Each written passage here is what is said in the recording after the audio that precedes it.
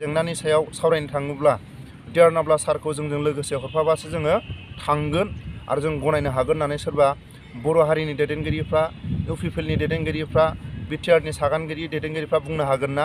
जों दिनैसिमबो खोनायाखै। जोंनि बर' हारिनि दैदेनगिरि सानै बिर जोहोलावा मानि थाखाय थाङाखै? बिनि दायनिगिरिया सोर? गिबियावनो आंनि अननाय आरो सिबिनायखौ बयनिसिमबो खुलुमहरो। आंनि चेनेलनि नायगिरि गेदेरमा रायजो राजा बयखौबो आसा खालामो गाव गावनि बेसेन गोसा समखौ दसे सम खोनासंलाङोबा गासिबो भिडिअखौ बुजिलांगोन, आंनि गोसो गोरबोआवबो गोजोननाय मोनगोन। दिनैनि बे समाव आं फोरमायो। मैयानि थांनाय सानाव चिरांनि सिङाव बलामगुरि हालामाव XNDP-नि सावरायमेलाव गासिबो स्पष्ट खोथाफोरखौ खोनानो मोनदों।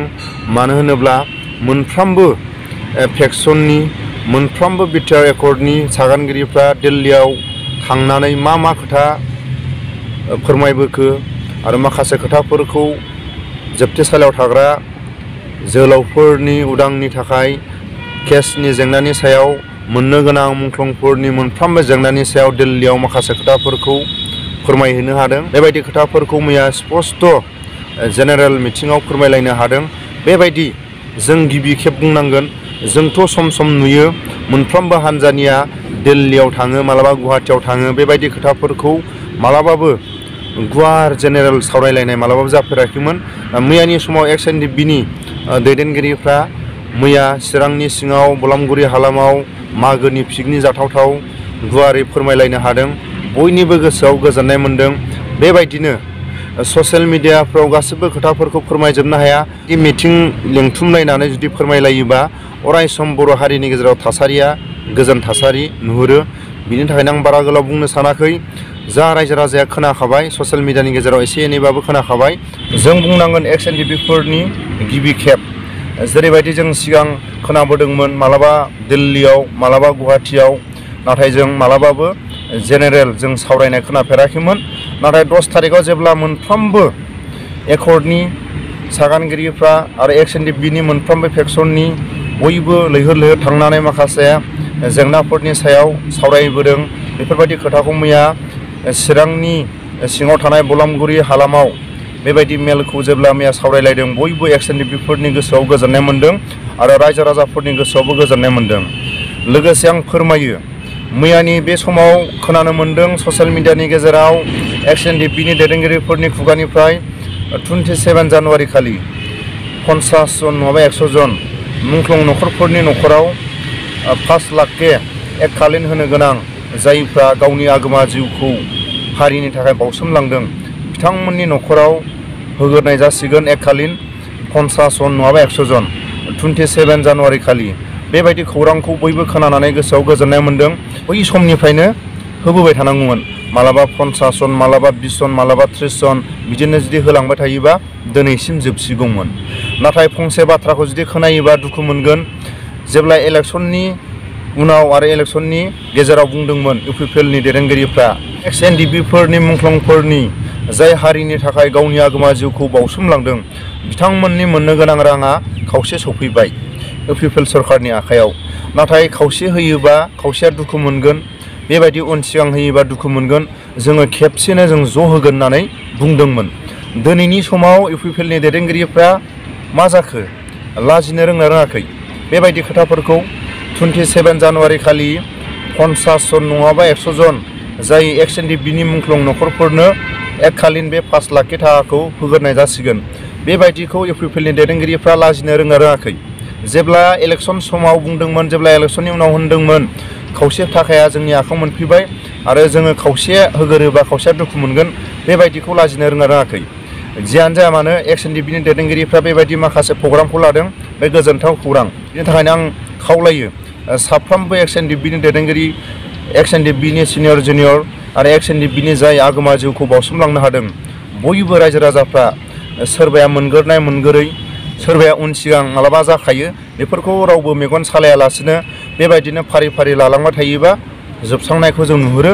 बिनि थाखायनो XNDP-नि दैदेनगिरिफ्रा मैयानि समाव जेब्ला ससियेल मिडियानि गेजेरजों खावलायदों 27 जानुवारि खालि जाय बिथांमोना मोनगोरगोन, बयबो गोसो गोरबोयै आजावनानै लायोबा आरो जायफोर उनाव मोनगोन बिथांमोनाबो गावनि गोसो गोरबोजों आजावना लागोन होननानै आंनि चेनेलनि गेजेरजों लोगोसे आं बर' रायजो राजा आंनि चेनेलनि नायगिरि एक्सएनडिबिफोरनि खाथियाव आङो खावलायो बर' हारिनि गेजेराव ससियेल मिडियायाव जों नुबाय थायो सम बिटिआरनि सागानगिरिफ्रा आरो बिटिआरनि दफाफोरखौ दिल्लीयाव जेब्ला सावरायनो थाङो जों खोनाबाय थायो ससियेल मिडियायाव डक्टर धीरेन बर' सारखौ जेब्ला दिल्लीयाव बिटिआर एकर्डनि दफाफोरखौ सावरायनो थाङोबा बिथाङा थाङा होननानै जों खोनायो नाथाय जोङो सम जोङो खोनायो धीरेन बर'आ थाङाखै होननानै लोगोसे जों दिनै बुंनांगोन सानै दैदेनगिरिया थाङाखै बिनि थाखायनो आं खावलायो आंनि चेनेलनि नायगिरि गेदेरमा रायजो राजा एक्सएनडिबिफोरनि खाथियाव आं खावलायो सोर थाङाखै जोंनि बर' हारिनि बिर जोहोलाव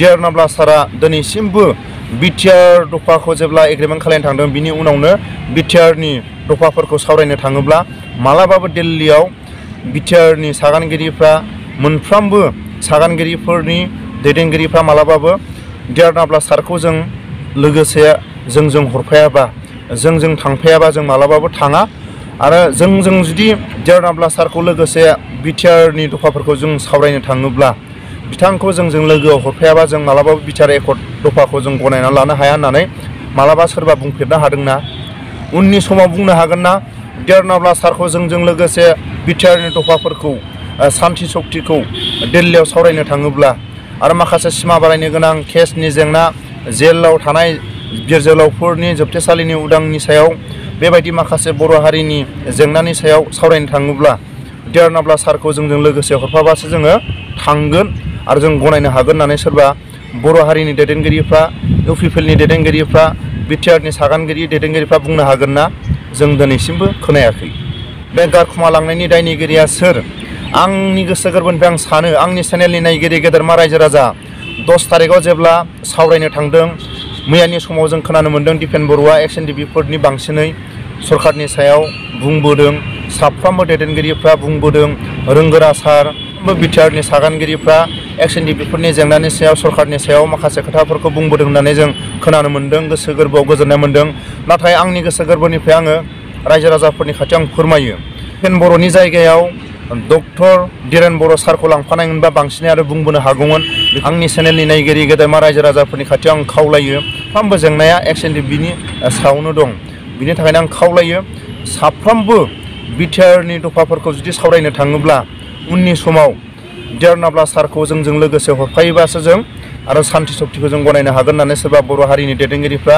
गनायनो हागोन ना बिनि दायनिगिरिया सोर आं रायजो राजाफोरनि खाथियाव आं सोङो आंनि चेनेलनि नायगिरिफोरनि खाथियाव आं सोङो एक्सएनडिबिफोरनि खाथियाव आं सोङो आंनि बुंनायफ्राव गोरोन्थिफोर जादोंब्ला आं आखाइ खबजबनानै बयनावबो निमाहा बियो नाथाय फंसे बाथ्राखौ आं जोबथारनायाव बुंबावो जेब्ला इउपिपिएलनि दैदेनगिरिफ्रा एक्सएनडिबिनि गावनि आगोमा जिउखौ हारिनि थाखाय बावसोमलाङो बिथांमोननि थाखा फैसाया खावसे फैबाय जोङो आद्रा खिद्रा जों होआ जों खेबसेनो होगोन होननानै बुंदोंमोन नाथाय मैयानि समाव एक्सएनडिबिनि दैदेनगिरिफोरनि खुगानिफ्राय जों खोनानो मोनबाय 27 जानुवारि खालि 100 जन नङाबा 50 जन न'खरनो जायफोर मुंख्लं जादों बिथांमोननि न'खराव होग्रोनाय जासिगोन होनना जों खोनानो मोन्दों बेबायदि बाथ्राखौ जों गोजोननाय मोन्दों दा इउपिपिएलनि दैदेनगिरिफ्रा लाजिनो रोङाखै नैबेखौ आंनि चेनेलनि नायगिरिफोरनि खाथियाव आङो फोरमायहरो आरो जोबथारनायाव मैयानि माखासे मिथिंनि खोथाफोरखौ आं मिथिंनि बे भिडिअखौ नायलाङोबा आंनि गोसो गोरबोआव गोजोननाय मोनगोन बेखिनि भिडिअखौ आं लाना फैदोंमोन बयनिसिमबो गोजोननाय थाबाय